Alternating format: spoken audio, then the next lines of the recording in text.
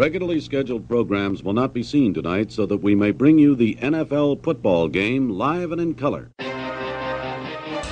this could be a run back from 9 deep for Jacoby Jones. And look at him go.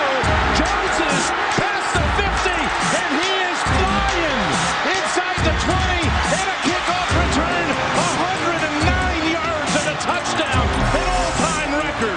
Welcome to Basically a Football Show.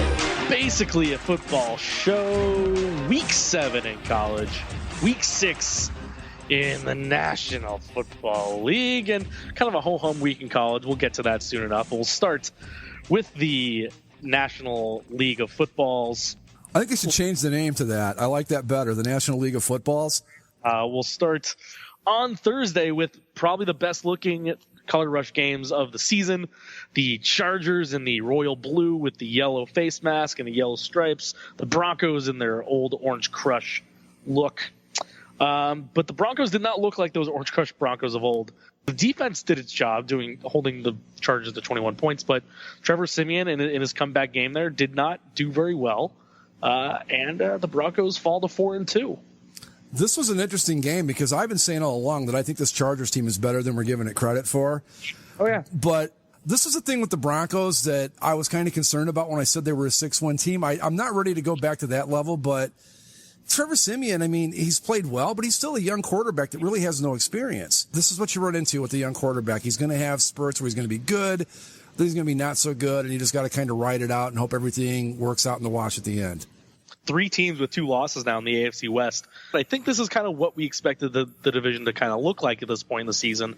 If you're the Broncos, that's a game that if you want to have any sort of separation, you need to win games against San Diego, home or away. I agree completely. That's one they really should probably have gotten, especially when you got a Chargers team that really just has no confidence in itself at all. You got to get that one. Just real quick on the uniforms.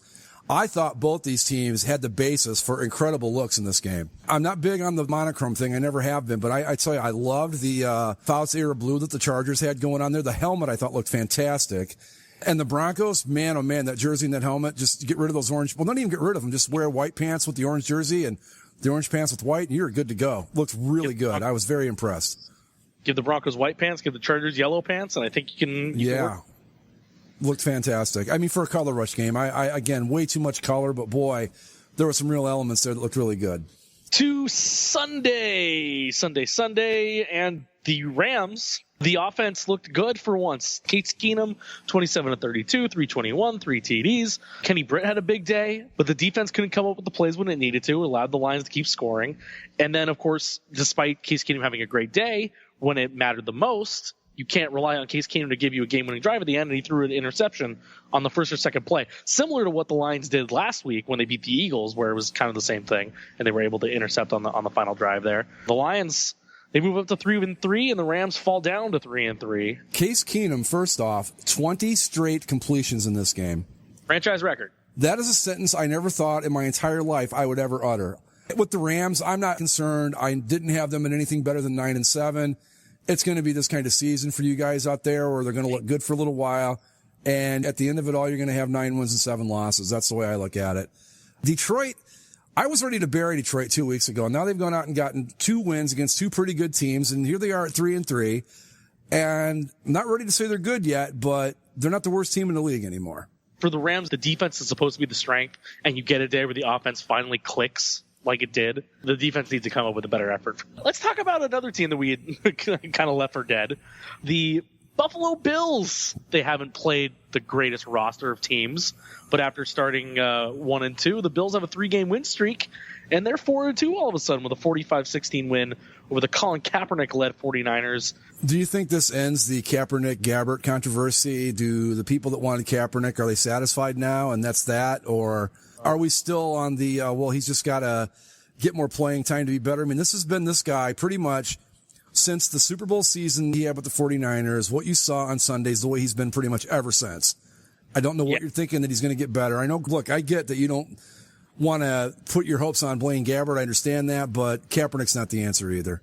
And the Buffalo Bills, 3 straight wins, and they've looked pretty good in doing it. Now, like you said, they haven't played the greatest teams, but 4-2 is 4-2. They're in the hunt. They're in the hunt. The defense has looked really good for them the last few weeks. all of a sudden the offense is working. And they fired their offensive coordinator after those first couple games, and now all of a sudden they're putting up points. And I think it's kind of strange how that can work sometimes. Maybe it's just a coincidence. Maybe the team said, well, the coach got fired, now we got to pick ourselves up.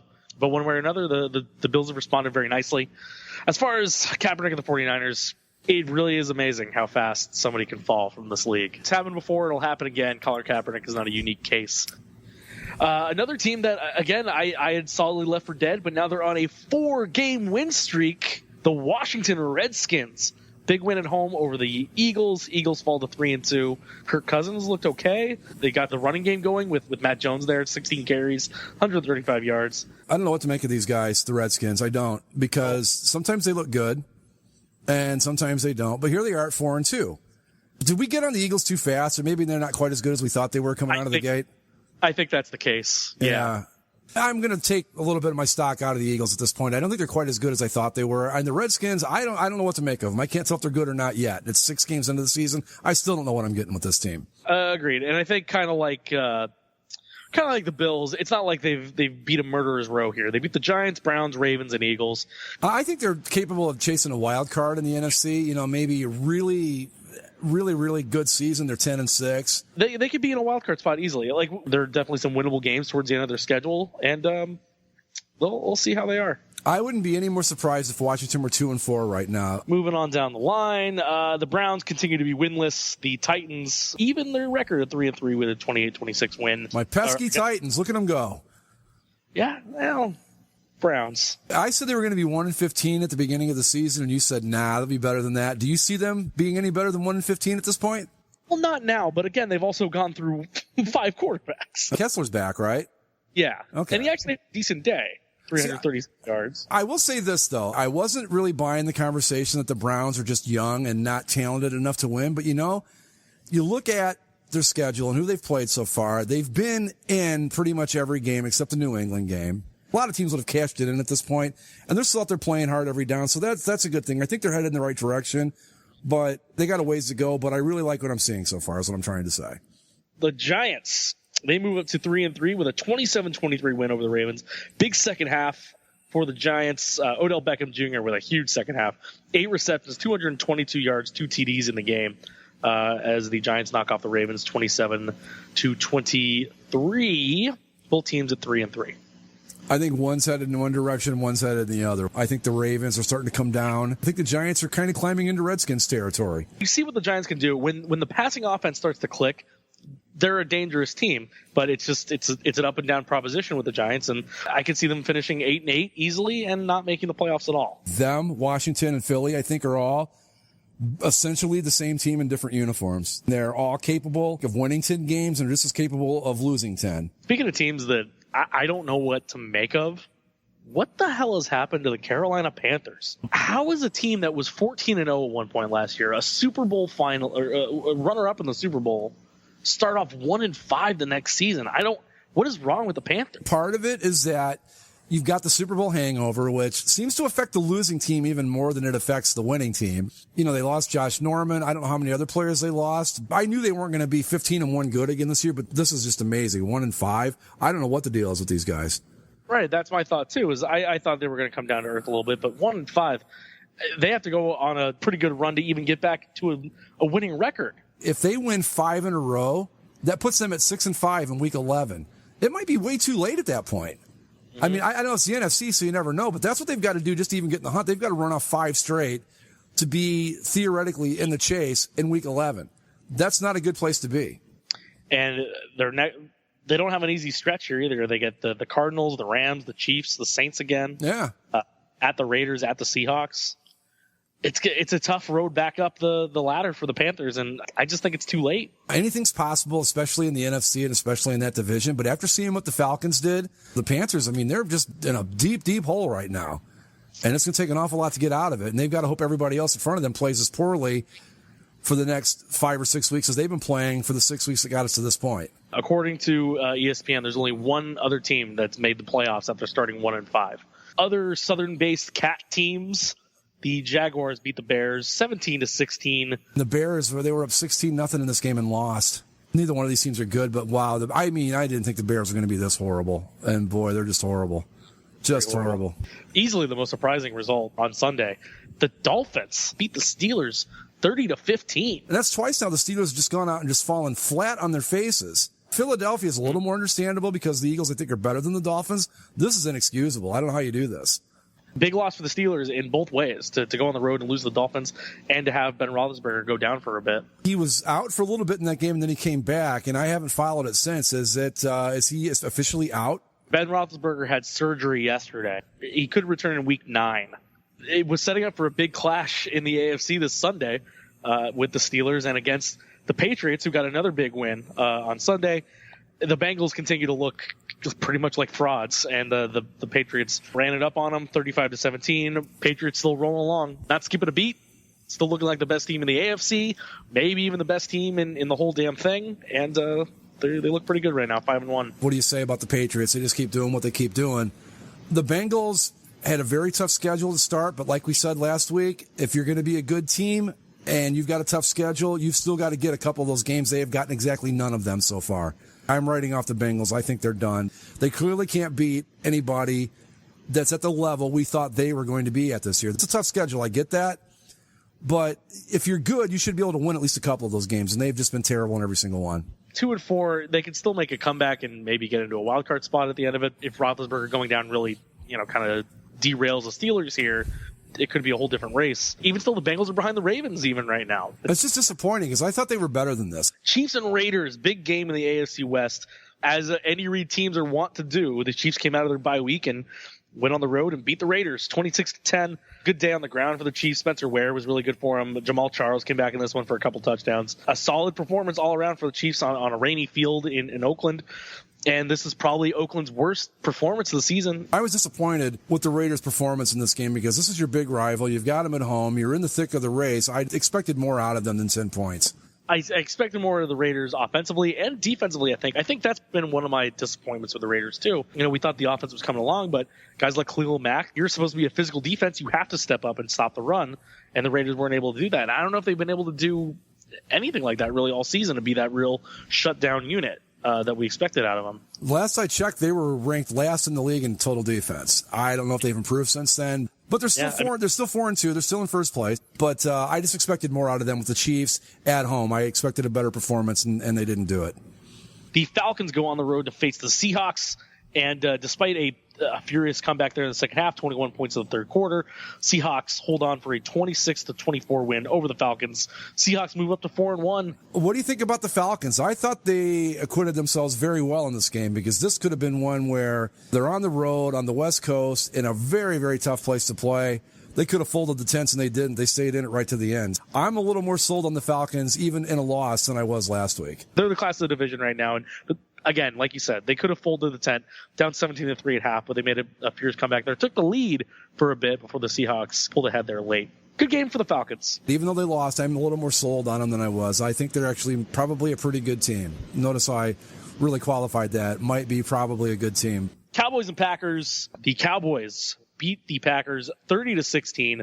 5-1 Cowboys. Ezekiel Elliott, another 150-yard game. 28 carries, 157 yards. Just a great performance by the Cowboys once again. I'm a believer in Dak Prescott and Ezekiel Elliott. And I don't care what Jerry Jones says. I don't think you can put Tony Romo back on this team right now. It's tough because you don't want to mess with success. And they've really found a nice mixture here with this team. I'm trying to think of the last running back that came in and has had the type of start Zeke Elliott's having. I'm thinking, Adrian Peterson maybe? Peterson, that would be mine. Yeah. Yeah, I mean, you just don't see this in the NFL anymore. A guy running the ball that well and that effectively every single week. Now, the Packers aren't that good this year, but still Lambeau's a very tough place to play. Rookie quarterback, went out, got the job done, and they got an easy win. I'm with you. I'm sold, and I don't know that I mess with this team. A lot of people are saying, well, they'll be better with Romo, and maybe they will be. But to me, you're 5-1, and you've got everything clicking. I don't know if I screw around with that. They can still put Romo in. I think it's just a matter of keep doing what you're doing and keep giving the ball to Ezekiel Elliott. One thing that they have when they have Prescott in there is he's not like the focus of the offense. It's a balanced offense. They throw when they have to throw. It's a balanced thing. Now, if you put Tony Romo back in there because he's the guy, maybe you dial up a few more pass plays. Maybe he tries something he shouldn't try, throws an interception when he shouldn't, like he has many, many times before. Yeah. 2 weeks ago, I would have said, yeah, give him his job back. But man, they're 5-1. They're looking really good. And everybody's bought in. They're all believing in the team as it is constructed right now. Do you want to mess with that? That's a question I'd have to ask myself. To Sunday nights, where I once again was glad that I have not paid that much attention to the Indianapolis Colts this season. They looked good for a little while. They looked good. They were up 13-3 at half. They were up 23-9, and then in the final 2 minutes of the game, the Texans score 14 points, tie the game, win it in overtime, 26-23. The Texans move to 4-2. The Colts just fall down again to 2-4. You're wasting Andrew Luck, and the Texans have go ahead and hang the division banner. I think the Texans have clinched the AFC South already. I don't know what you do about Luck at this point. I mean, he's got that huge contract. They have not shown any indication that they're even remotely interested in trying to put anybody around him. It's just terrible to waste a great talent like that. It just frustrates me. Like that's a team that should be so much better than it is. They're just wasting one of the best quarterback talents that we've seen in a long time. They've just got to try to get some people around him, and I don't know how they go about doing that. They've had him for, 4 years now? And they just keep getting worse every year. And it's like, this is a guy you build around. You don't go, hey, we've got Andrew Luck. Screw it. We don't need anything else. It doesn't work like that. I don't know. It's a shame to see, really. He's the Mike Trout of the NFL, if you ask me. Monday nights, the Cardinals knocked off the Jets 28-3. A kind of a boring football game, really. Just the, kind of consistent from the Cardinals, a touchdown every quarter. Jets don't look so good. They throw some interceptions late. And a lot of penalties in this one. A lot of penalties. Monday Night Football was a hard watch. It was a slow game, and the penalties didn't help. But the Cardinals move up to 3-3. Jets 1-5. Yeah, Jets are a big disappointment, especially after the way they played in that first week against the Bengals. You thought, hey, they might be pretty solid this year, and they have lost every game since. Cardinals, I think, are going to be okay. We got a little bit concerned, especially after the Rams went in there and beat them. But now they're back to 3-3. And one other thing I have to admit, I paid absolutely no attention to this game. I was watching the Indians and the Blue Jays. I had it on my iPad, and I kind of watched it out of the corner of my eye, but that's about all I can tell you about it. Yeah, I don't blame you too much on that one. Bye weeks were for the Vikings and the Buccaneers. The Vikings come off their bye, and they play the Eagles this week. That'll be a nice one. And Patriots Steelers was supposed to be good. Seahawks Cardinals is your Sunday night game. That'll be a good Texans on Monday. Week 7 in college football. We'll start with the new rankings. Number 1 with 60 out of 61 first place votes. It's the Alabama Crimson Tide 7-0. 39-10 over Tennessee. Poor Tennessee, man. We knew that eventually it was like Alabama said, you know what? You're never even going to get back in this one. It's done, and that's that. 60 out of 61 first-place votes in the AP. That lone other first-place vote going to Michigan for reasons I don't know. Number 2, Ohio State over number 8, Wisconsin. Ohio State eventually gets it into overtime where they pull off the victory, 30-27. 30-23, excuse me. This was one I don't know that I was really confident Ohio State was going to get. I thought Wisconsin outplayed them most of the time in this game. I'm glad to see the voters didn't punish Ohio State for this because I thought, wow, close one over Wisconsin like this. They're going to drop a couple spots, but they didn't. Nice win by the Buckeyes. Give all the credit to the defense there in overtime with that sack on 4th down. And as I said, when overtime ended, okay, that's the game. Let's get the hell out of here and move on to something else. Moving up 1 spot to number 3, despite not playing, the Michigan Wolverines.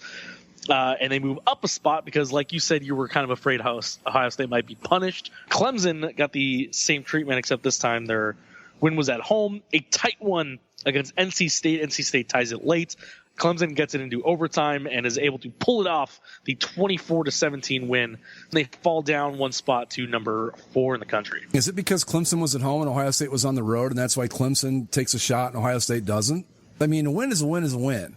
Moving up 2 spots to number 8, the Nebraska Cornhuskers. They knock off Indiana 27-22. Nebraska 6-0. They're number 8 in the country somehow. I'm not buying a single bit of that. Are you? Nebraska is the Iowa of the season. That's a perfect description. They will be. Let me check their schedule. I don't think they play the big teams this year. Well, they got Ohio State and Wisconsin, so they do have to play those 2. That's where we get to learn what Nebraska really is. I'm just not buying it. I'm sorry. Like you said, Iowa is the perfect description of these guys this year. I just don't see it. Yeah. Unlike Iowa, they'll actually have to play some teams of decent stature. And you know what? If they win those 2 games, they can go out and beat Wisconsin and Ohio State on the road in back-to-back weeks, then I'm sold. Moving up 2 spots to number 9, the Big 12 is back in the top 10. God. With a 49-7 win over Kansas. Again, Baylor's kind of a weird thing because you would think just with all the turnover they had that they wouldn't have as good of a season they're having, but they're 6-0. They're doing what Baylor does. They just score a whole bunch of points and they do their thing. And poor Kansas, the only team in the Big 12 that can't score 40 points a game. Right.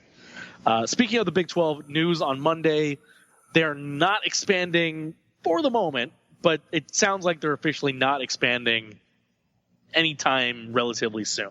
They voted not to just stay at 10 teams right now and avoid any of the hassles of bringing a new team into the league. I heard that too. I wonder. A lot of people said that they were happy with that. I don't know why you would be, because now you're in the same spot every year. Your champion better be damn good, or you're not going to make the playoff. Because it's always going to come down to that team that won a conference championship game. I know that they were looking to maybe get apply for a waiver to play a championship game. But when it also comes to expansion, something that kind of came out over the last week is that their broadcast partners weren't too happy with it because they, instead of just splitting the money more ways, they were going to ask the broadcast partners to pay an extra like $20 million for each team that was going to come into the league.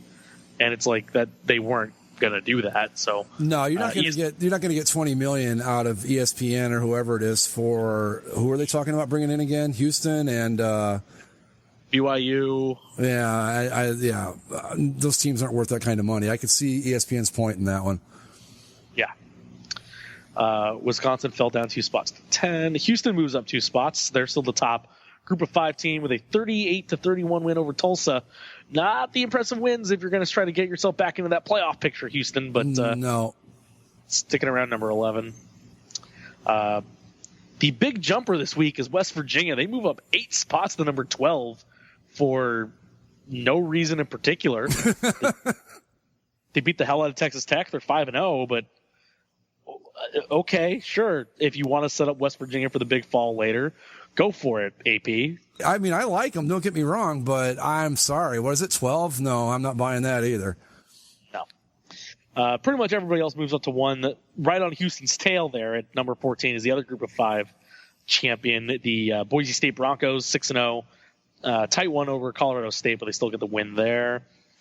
Florida moves up. Oklahoma moves up. Arkansas moves up. They beat Arkansas, number 17 now. They beat Ole Miss 34-30. Ole Miss was supposed to be the team that was going to fall in behind Alabama in the SEC West, but Arkansas, they've been a good team this year, Arkansas. Yes, they have. And another thing, too, is that somebody said, I was watching a little bit of that game, they said Ole Miss is the best 2-loss team in the country. So are they now the best 3-loss team in the country? Is that how this works? Well, somehow, despite losing, or they lost, and they moved down 11 spots, they still hang on to the rankings at number 23 at 3-3. Okay. That's all. If they were any other conference, there's no way they're in there at that point. If they were in any other conference, they wouldn't have been ranked, as of last week. Right. They were. Tennessee fell all the way down to 18 with the loss to Alabama. Oregon moves up 2 spots, or Utah, moves up 2 spots with a win over Oregon State. Western Michigan still undefeated, 7-0 with a win over Akron, 41-0. Look at the Broncos. Number 20. Yeah, we're only about 2 weeks away from Maction on Tuesday nights, so get ready for that. Look at do we play them this year? Oh my, yeah, last game of the year against Toledo at Toledo. I might go to that. Yeah, look at Western Michigan go. Let's see. North Carolina jumps into the rankings at 22 with a win over Miami. Ole Miss hangs on at 23. Navy's still in there, and LSU, the only other new team in the rankings, up at 25. They're 4-2. They get a big win over Southern Mississippi. Did you see all the stuff about them kind of bitching and complaining about the rescheduling that Florida game? No. So the game that they were supposed to play in Florida, right, was canceled due to the game. And the SEC was like, this is an important game. You guys still need to play this game.